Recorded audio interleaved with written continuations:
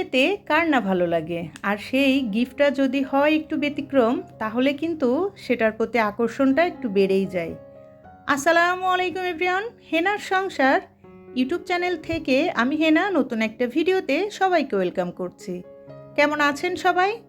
কাছে কিংবা দূরে যে যেখান থেকে বসে এই মুহূর্তে আমার ভিডিওটা ক্লিক করেছেন, আমি আশা করব আপনারা সবাই ভালো আছেন, সুস্থ আছেন। রুমের এলোমেলো কাজগুলো গুছিয়ে রোজা রেখে চলে গিয়েছিলাম স্বপ্নে। কিছু কেনাকাটা ছিল। মূল যে উদ্দেশ্য ছিল সেটা হচ্ছে এই গিফটটা পাওয়ার, আর সেই কি গিফট আমি পেয়েছি সেটা দেখতে হলে ভিডিওটা না টেনে শুরুতেই ছোট্ট একটা লাইক দিয়ে আমার ভিডিওটা কন্টিনিউ করবেন।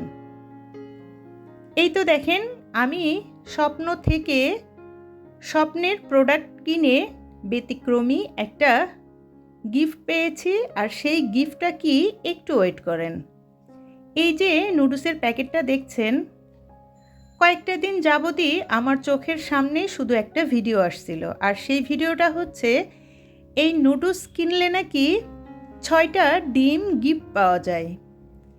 এখন 1 ডজন ডিমের দাম 100 টাকা, সেখানে 6টা ডিম মানে হচ্ছে 50 টাকা ফ্রি। তবে মজার বিষয় হচ্ছে টাকাটা বড় কথা না, বড় কথা হচ্ছে ভিন্ন ধরনের একটা গিফট। এই ভিডিওটা মোটামুটি দেখলাম যে অনেকেই ট্রাই করে ফেলেছে, আর আমিও স্বপ্নে গিয়ে এই নুডলসটা কিনে নিয়ে এসেছি। আর দেখেন, সঙ্গে 6টা ডিম পেয়েছি। আমি না এই ডিমগুলো পেয়ে আমার মাকে ডেকে দেখাচ্ছিলাম, আমার বোনকে ডেকে দেখাচ্ছিলাম, আর ওরা আমাকে বলছিল যে আমি নাকি পাগল হয়ে গিয়েছি। আসলে আমার কাছে না এরকম ব্যতিক্রমী কোনো কিছু দেখলে সেটা ট্রাই করতে ইচ্ছা করে। নুডলস যেহেতু আমার বাসার সবাই খুব পছন্দ করে, তো আমি চিন্তা করলাম এইটা আমার জন্য আমিও নিয়ে আসি। সঙ্গে সঙ্গেই এই নুডলসটা নিয়ে এসেছি। আর এটা হচ্ছে স্বপ্নের মেবি নিজস্ব প্রোডাক্ট, যার কারণে এরকম ব্যতিক্রমী একটা অফার তারা দিয়েছে। আমি যেহেতু এখনও খেয়ে দেখিনি, যার কারণে আসলে টেস্টটা কেমন সেটা বলতে পারছি না। এটা ছিল তৃতীয় রোজার একটা ভিডিও। যাই হোক, আমি দেখেন একে একে প্যাকেট থেকে সব ছোট প্যাকেটগুলো বের করে নিচ্ছি। এখানে টোটাল 8টা প্যাকেট ছিল। আর গিফটের ভিতরে গিফট দেখেন, এই যে প্যাকেটটাতে 2টা মশলা একসঙ্গে ছিল। মানে আজকে মনে হয় আমার কপালটা খুবই ভালো, তাই না?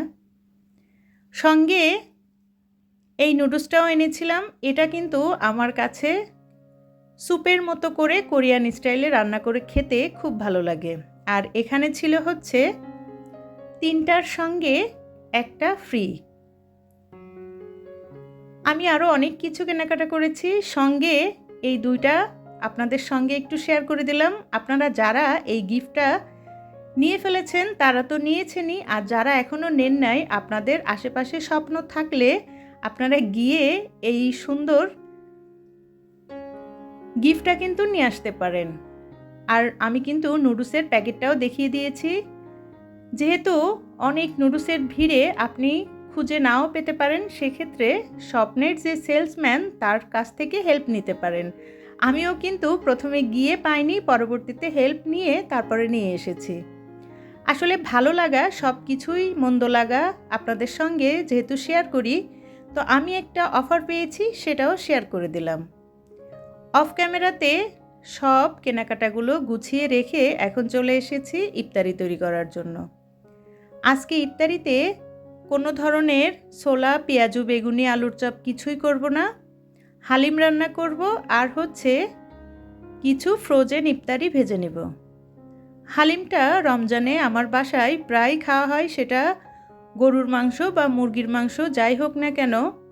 আমি কিন্তু দ্বিতীয় রোজায়ও হালিম রান্না করেছিলাম, আর আজকে চিন্তা করলাম যে আজকেও রান্না করে নেই।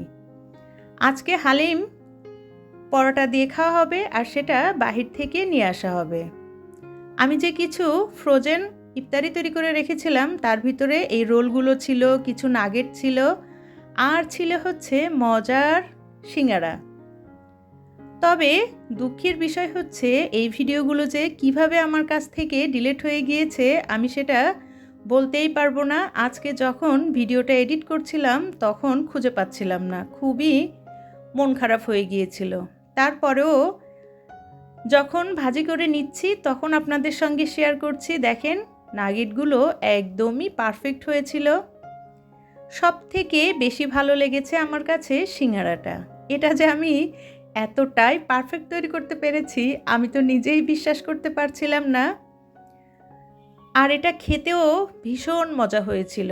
আমি এই কলিজা সিঙ্গারা অনেকবারই এয়ারপোর্ট থেকে খেয়েছি, সেখানের যে টেস্টটা আমার কাছে না ঠিক সেরকমই লেগেছিল।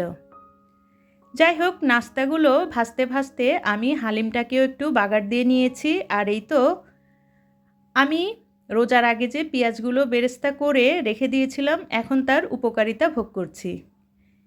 সুন্দর করে কিছু পুদিনা পাতা আর পেঁয়াজ বেরেস্তা দিয়ে হালিমটাকে সাজিয়ে নিয়েছি। যে কোনো খাবার সুন্দর করে পরিবেশন করলে তার টেস্ট কিন্তু অনেক গুণ বেড়ে যায়। আর এই তো দেখেন অল্প অল্প করে সব কিছু ভেজে নিয়েছি। আর এখন আজানের একটু আগে টেবিলটাকেও সুন্দর করে গুছিয়ে নিচ্ছি। এই নাস্তাগুলো যখন ভাজছিলাম তখন খুব ভালো লাগছিল। নিজের হাতের তৈরি সব কিছু দিয়ে সারাদিন রোজা রেখে তারপরে হচ্ছে ইফতার করতে অন্যরকম একটা শান্তি লাগে। রোজার মাস হচ্ছে ইবাদতের মাস, রহমতের মাস। সারা দিন আমরা যাই করি না কেন কাজের ফাঁকে ফাঁকে মুখে কিন্তু আমরা জিকির করতে পারি, মনে মনে অনেক দোয়া পড়তে পারি, আস্তাগফিরুল্লাহ পড়তে পারি, আল্লাহর কাছে ক্ষমা চাইতে পারি। কার দোয়া কখন উপরওয়ালা কবুল করবে সেটা একান্তই উপরওয়ালা জানে। তবে আমরা তো ক্ষমা সারা দিনই চাইতে পারি। যাই হোক, একে একে সবাই কিন্তু ইফতারটা করে নিচ্ছিলাম। আর এই তো দেখেন একসঙ্গে সবাই যখন ইফতার করতে বসা হয় তখন আমার কাছে খুব ভালো লাগে। আমি জানি সবাই আমরা চেষ্টা করি যে অন্তত রোজার মাসের ইফতারটা একসঙ্গে করার জন্য। তখন না একসঙ্গে বসে খেতে খুবই ভালো লাগে আর সেখানে একটা রহমতও থাকে। এই তো দেখেন আমি আপনাদের সঙ্গে সিঙ্গারাটা ভেঙে একটু শেয়ার করছি। এতটাই মুচমুচে হয়েছিল আর আমি একটু সস দিয়ে খেয়ে নিচ্ছি, সেটাও আপনাদের সঙ্গে দেখিয়ে দিলাম। ভিডিওর এই প্রান্তে এসে সবার কাছ থেকে একটা লাইক চেয়ে নিচ্ছি। শুরুতে যারা লাইক দেননি এখনই একটা মনে করে লাইক দিয়ে দিবেন, কারণ আপনার একটা লাইক আমার কাছে অনেক মূল্যবান, যেটা কিনা দিতে একটুও কষ্ট হয় না। আমার অনেক মিষ্টি আপু ভাইরা আছে ভিডিও দেখে কিন্তু লাইক দেয় না। একটা লাইক দিতে কি কষ্ট হয়? এখনই একটা লাইক দিয়ে দেন, কারণ আপনার এই লাইকটা মুহূর্তের ভিতরে আমার ভিডিওটা অনেকের কাছে পৌঁছে দিবে। আপনি যদি লাইফস্টাইল ব্লগ ভিডিও পছন্দ করেন তাহলে আমার চ্যানেলটার সঙ্গে থেকে যেতে পারেন। পাশে থাকা বেল বাটনটির অল অপশন প্রেস করে রাখতে পারেন, যাতে আমি নতুন কোনো ভিডিও ছাড়লে আপনার কাছে নোটিফিকেশন চলে যায়। আপনি আপনার সময় সুযোগ করে আমার ভিডিওটা দেখে নিতে পারেন। ইতিমধ্যে এই কাজগুলো যারা করে ফেলেছেন তাদেরকে জানাই অসংখ্য অসংখ্য ধন্যবাদ।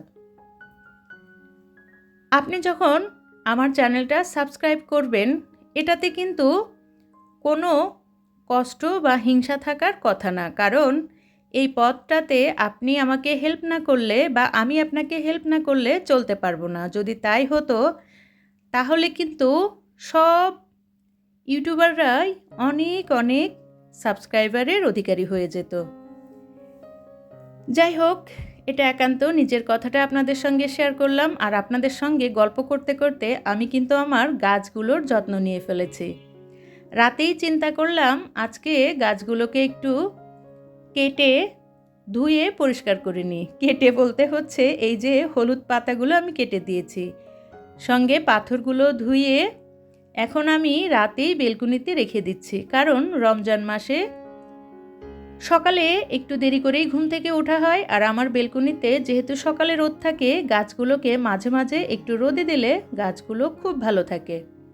যার কারণে রাতেই আমি বেলকুনিতে এভাবে করে সাজিয়ে রেখেছি যাতে রোদটা প্রপারলি পাই। আর এই তো দেখেন আমার রুমের নতুন সদস্য, সবাই একটু মাশাল্লাহ বলবেন। গাছগুলো এতটাই ফ্রেশ, আমার ঘরের পুরো লুকটাই চেঞ্জ হয়ে গিয়েছে। আমি রুমের দুই পাশে দুইটা এরকম গাছ রেখেছি, যেটা ছুঁয়ে দেখতে আমার খুব ভালো লাগে। আপনারাও জানাবেন যে কেমন লাগছে। রাতের একটু সুন্দর সিনারি আপনাদের সঙ্গে দেখিয়ে আজকের ভিডিওটা আমি এখানেই শেষ করব। সবাই ভালো থাকবেন, সুস্থ থাকবেন, আমার পরিবারের সঙ্গে থাকবেন, আমাকে সাপোর্ট করবেন, ভালোবাসবেন। আল্লাহ হাফেজ, আসসালামু আলাইকুম।